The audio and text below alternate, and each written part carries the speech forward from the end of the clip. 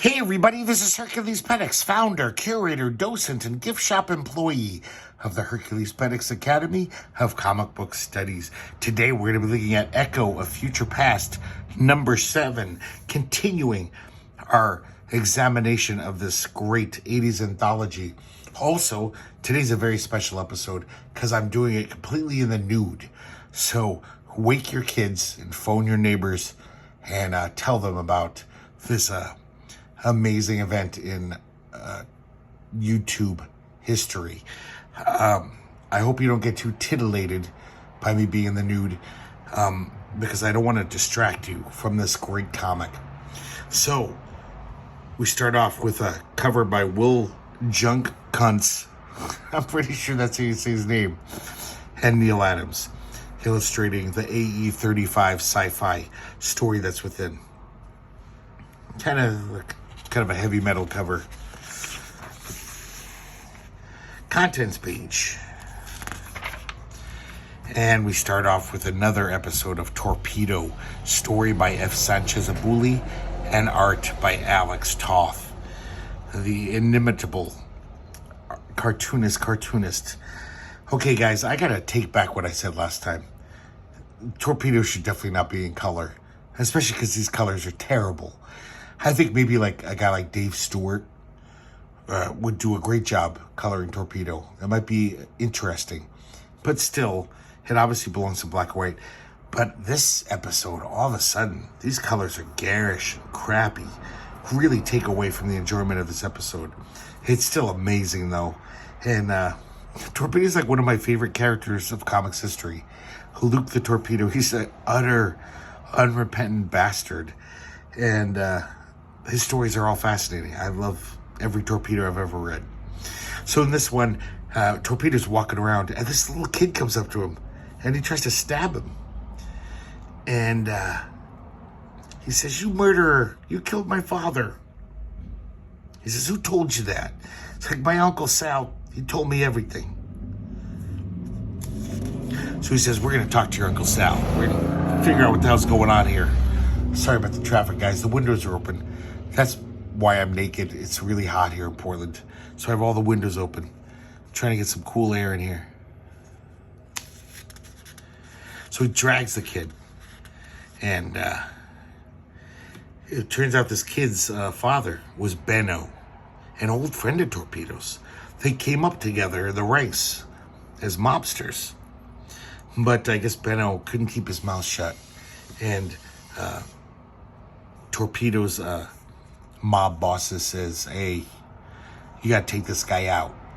And he doesn't want to do it, but they're like, "You're the perfect guy. You're his friend. You got his trust. You're probably the only guy who can get close to him. We'll pay you double." So the whole time while he's driving in Benno's house, Torpedo's thinking about, reminiscing about their time as young men. Benno was really good with a machine gun.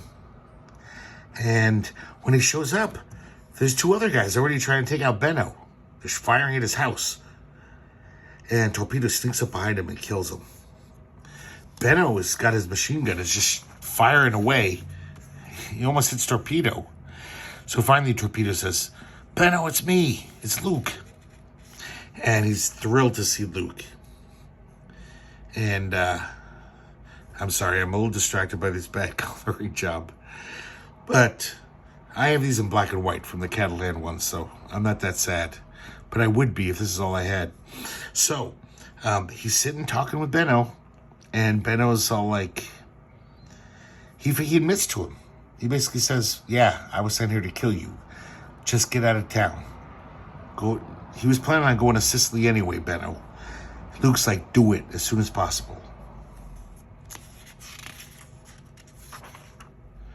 And then he goes to hug Luke, and Luke fucking pops him, shoots him. "Sorry, Benno, nothing personal, just business." That sums up Luke the Drifter, that panel right there. Look at that. He's a cold-hearted motherfucker. And he says, he basically, has no repentance, but he's just like, "Hey, Benno, I had to. If it wasn't me, it would be somebody else who killed you. And, they offered me a lot of money." And Benno almost kind of understands. He's like, I get it, Luke. But you made my son an orphan. Who's going to take care of him?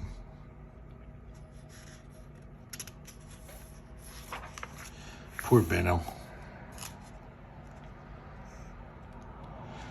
And so finally, now we're back in the present. Luke drops off the kid at his Uncle Sal's house. And he says, basically, as the kid leaves his car, Luke says, I don't ever want to see you or your knife again. And the kid says, I ain't listening. When I grow up, I'm going to kill you, you bastard. And Torpedo says, you know something, kid? I bet you will. To be continued. What a just great little short story. So good, except for these goddamn colors. Look at this. It's a fucking mess. Okay, guys, this is... I have drunk it a little, but I swear to God, I was thinking about this yesterday, or this morning when I was sober. Guys, I'm starting to like Tippy Toe Jones. I've talked a lot of smack. I try to say shit and smack at the same time. I've talked a lot of schmack about Tippy Toe Jones, written by Lindley Farley and drawn by Luce Mitchell. And the way that he draws him still bugs the shit out of me. But I gotta say, this story is so fucking weird. You know, I couldn't appreciate it when I was 16 when these came out. Now I kind of appreciate it. It's just like the craziest underground you've ever read. They're just nuts. So, we pretty much continue where we left off. Tippy Toe Jones is talking to Krishna. And he's giving him all this like hippy-dippy spiritual information. And remember, 2 episodes ago, Tippy Toe Jones, his head was blown off. So now he's in a hospital. And the doctor is talking to a reporter. I like this how he says, oh, he's going to be okay. The interior of his head doesn't consist of a brain at all, so it couldn't damage his brain. It just consists of comic books, which feed him lines and stage directions. So the worst that can happen is that the Great One will have to finish this comic as a Daisy air rifle lad. The Great One is Tippy Toe Jones. So they give Tippy Toe Jones plastic surgery. Also, we find out that Tippy Toe Jones urinates through his nose. It doesn't make any sense, but it kind of makes me laugh. So they take off the bandages, and as if Tippy Toe Jones couldn't look more annoying. This is the most obnoxious character in comic book history, I think. The way they draw him after his plastic surgery. This is just repulsive and hideous to me. Like the old Tippy Toe Jones, she was goofy, I guess. But this is just like, yeah, that's so gross. And of course, Tippy Toe Jones now was, he used to be coarse and crude. Now he's talking like a Buddha or, some mystic, talking about Krishna and stuff.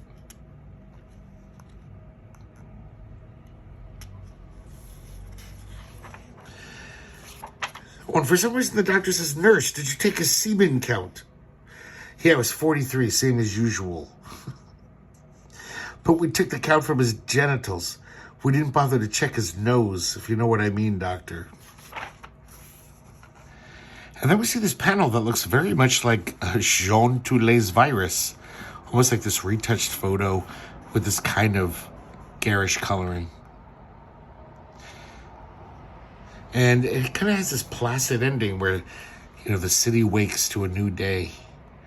And Tippy Toe Jones dreams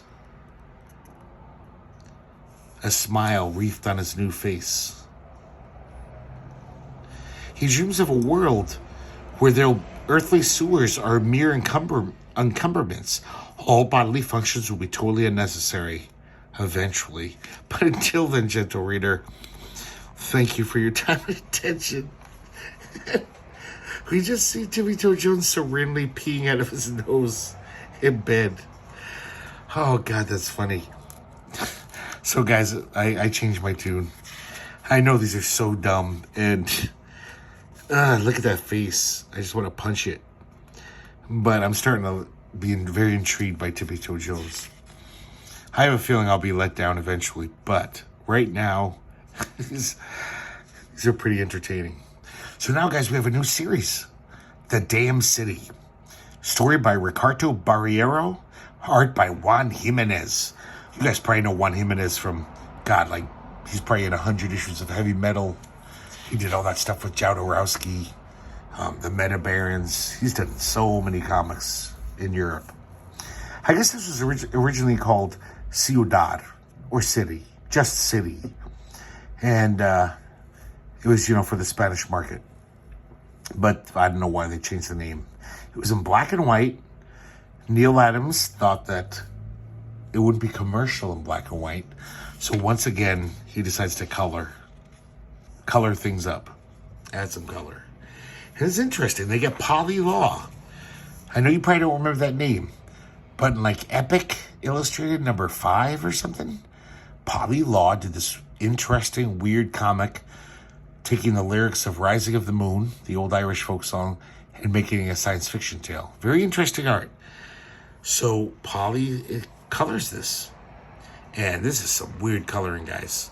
Like, it starts off pretty normal. We see this guy, and he is just so tired of his life. The routine, going to work every day. Him and his girlfriend are in a rut. They do the same thing every night. Okay, guys, here you can see the first scene. She's on the subway. Polly Law is just going crazy. She's just overlaying the black and white art with these crazy colors. Just slapping color everywhere. Also doing like in the panel borders. That actually kind of looks nice. Just this weird effect, He's an illustrator. And he goes on a date with his girlfriend after work. And they're obviously bored of each other. And they kind of break up that night.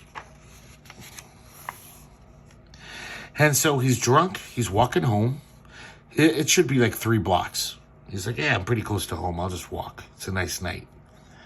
And he realizes he's lost. He's like, how can I be lost? I've walked this path like 1,000 times. What the hell's going on? He sees street signs that he doesn't even recognize. St. Rudolph Avenue. Never heard of it. He's lived in the city his whole life.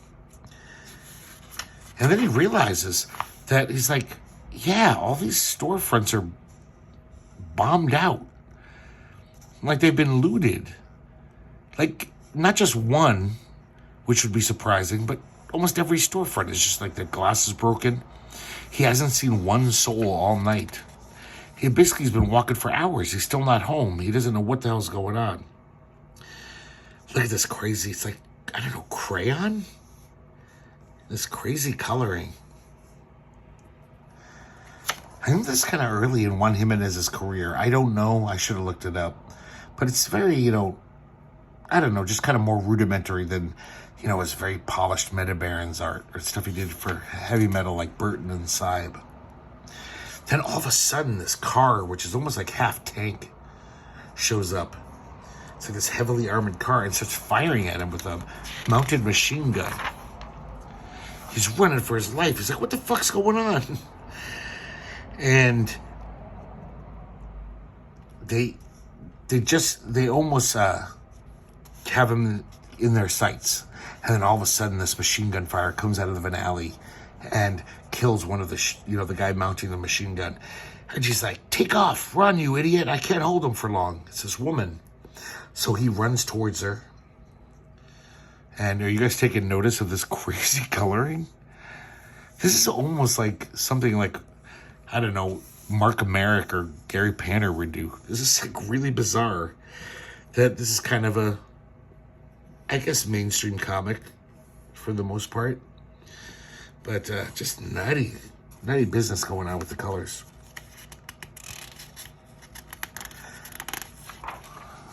So the woman slams this like big metal door in this apartment building. So they're safe for a little while. She takes him up to her apartment. It's, very heavily armored, and the door is like got 16 locks on it. So obviously he's in this different world. the world of the city. And she kind of explains it to him. She says, yeah, I popped up here too. Everyone does. All of us used to live in a normal world like you did. But at some point, we show up here and we're just stuck. And we have to learn to live in this horrible, almost like post-apocalyptic type world where there's no law and order. Kind of road warrior-ish.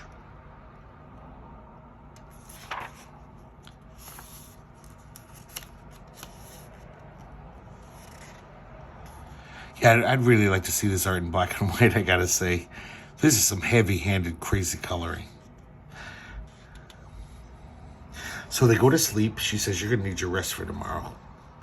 And he doesn't even want to sleep because he's thrilled. He says he's filled with this euphoria, almost joy, even though he's got fear and uncertainty. From that night on, routine and boredom had disappeared forever from his life. So he's in this crazy, violent, weird world, but he's actually thrilled because he's been in such a rut for so long. Okay, guys, here's the last chapter of Virus by Jean Toulet. And this ends just as weird as the series has progressed.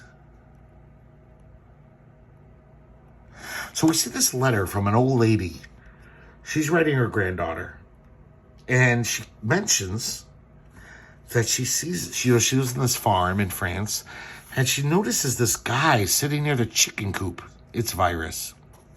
She's like, I don't know what he's doing. He just sits there.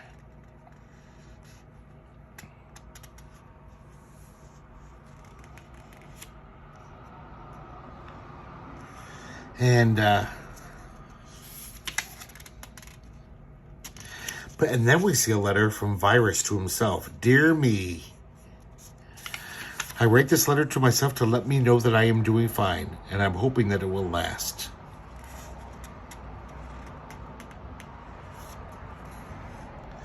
And he says, in my head, there is a guy who dresses up in women's clothes to make his pals laugh.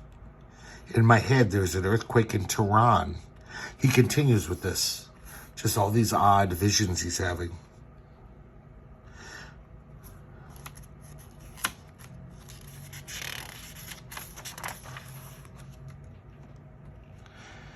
In my head, it's all wrong, like a whirlpool where everyone will be swept along.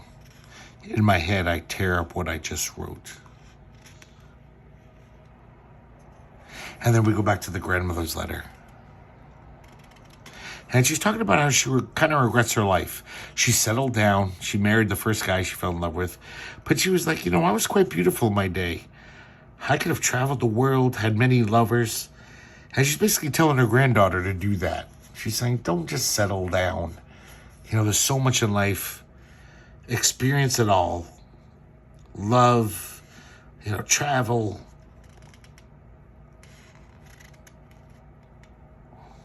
She regrets that she could have moved to Hong Kong and had a woman there. Could have been her best friend. And they would still be laughing together as old ladies, but, And in her letter, the grandmother says, oh my God, there he is. He has 2 black holes instead of eyes. And he's coming towards the house. I feel unwell.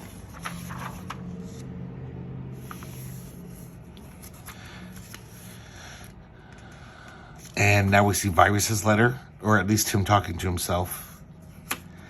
It's almost like he's bonding with the old woman. He says, I feel wrinkled like an old lady. I feel disconnected.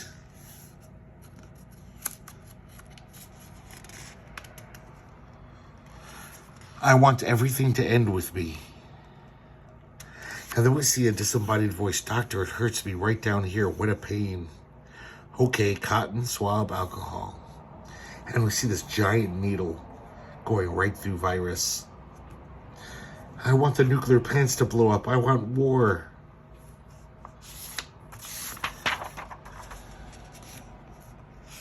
Mama, I'm bleeding. Mama. Where are you, Mama? I'm so tired. I want to go to sleep. And then we see the other voice. You think it's going to work, Doctor? We can only hope. There's the virus. We've beaten it. Ah, thank you, doctor. What a relief. And we see that the patient is Earth. And I don't know if this is God, Dr. God. And they finally gotten rid of Virus, who was a virus and kind of infecting planet Earth. Very odd little series of tales. So now we have the second chapter of AE 35, story by Tim Ryan, art by William Jung Punce and Neil Adams. I gotta say, guys, this comic is so complex. This is some crazy sci-fi. I was thinking, I was like, yeah, this isn't the best thing ever. But I was comparing it to a lot of the series in Epic Illustrated, which I grew up thinking they were pretty good. If this was an Epic, I was reading it at the same time, roughly around the same time, but it would compare very favorably, because this is crazy sci-fi, like so many weird concepts and stuff. So now we see the head of agency. He's briefing his agents on what happened last issue, but the way he's telling the story, it's not quite true. So he's describing what happened. He's lying, and we see what really happened. How I can't remember her name right now. It'll come to me. But the female assassin, she was waiting in the rafters. But according to the head of agency, he makes it seem like these aliens showed up. So it's kind of interesting using comics for this. The narration, the caption boxes, it's an unreliable narrator. We're seeing what really happened, and it is not what the guy is saying. We see a commercial for Korea Water, one of the SIS Corporation's products. They're the Aliens Aligned Corporation. And then we see a bunch of aliens with some marketing director type guy, PR guy. And he, they hired him to help them with their commercials. And he's working on the Rights for Chites campaign. Because they're such animal lovers. They think even chitin have rights. In fact, in the jacuzzi, there's a dolphin. And he's like, oh, this dolphin is a very valued advisor. So basically, the head of the agency, which once again, we can't trust him. So I don't know if this is true. But he says, now that the aliens have the AE-35, that's the amazing data weapon thing, their plan is to put it into the nuke grid and basically take over the nuclear capabilities. So after the briefing's done, he sends his agents out to take care of business. He sends these two newbie agents. They're, I think they're just desk jockeys, but it's such a serious situation. They're putting everyone out in the field. Hal and Dave. And he says, you're heading to the safe to Alium's HQ. And it seems like it's almost like Epcot Center. They have this thing called BioWorld in Florida. So basically the head of agency is saying, guys, we suspect that final orders for the nuke grid attack will originate from their brain blimp.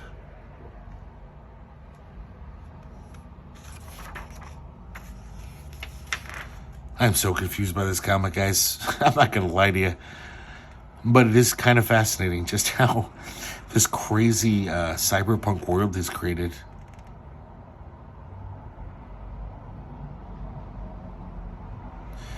That's his name, Walter. He's the head of the agency, which is not the CIA. It's like a corporate power. Turns out he has videotape of what happened. So he he wasn't confused. He didn't have misinformation. He was lying to his guys. He knows what really happened. And the US Gov guy, who agency is contracted to do work for them, he basically is chewing him out. He's like, if you don't find the E-35, it won't matter what the hell happens, it's all over. It'll be a huge disaster.